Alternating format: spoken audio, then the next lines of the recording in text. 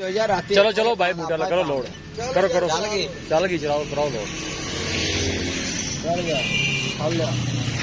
चलाओ अल्लाह याद करके मैं जनाब लदाई कराने लगे माशाल्लाह दो बैठा सेल की ने जी गड्डी की वजह लेट हो गई है जी जनाब बैठ नंबर 1 है हनेरा है जरा माशाल्लाह चढ़ गई जनाब लियाओ जी दूसरी भी लियाओ माशाल्लाह पहला बैठा जी तसल्ली नाल भाई जी बने जी नंबर 2 वाली है जी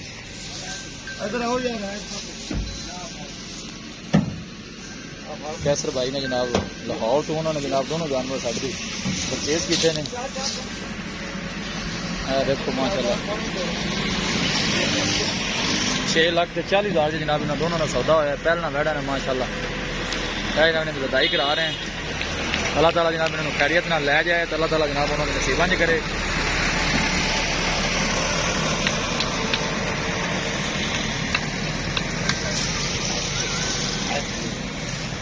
भाई बूटिया तसल्ली नाल बच्चों को भी गावां नूं तसल्ली नाल बांध दे जी और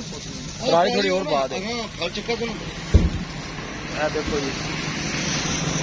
लदाई करा दी है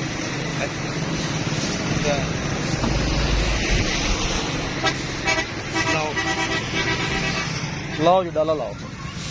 थोड़ी तरह बने एक फेरा है क्या छाड़ा है देख ਤੁਹਾਡਾ ले जाने किस पर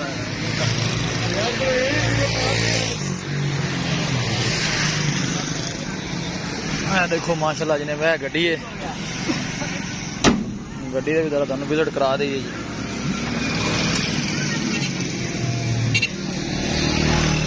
माशाल्लाह नवी गड्डी है ब्लाइट फार है कोई नंबर शंबर नहीं हाले लगे है जी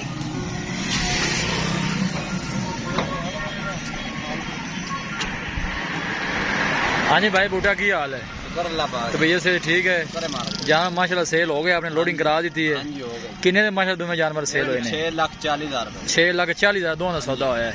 अल्लाह ताला जनाब वो भाई लै उन्होंने नसीबां च करे अल्लाह ताला जनाब इन्होंने खैरियत नाल लै जाए देखो जी दो माशाल्लाह जानवर सेल किए ने दोवें पहला बैठा 140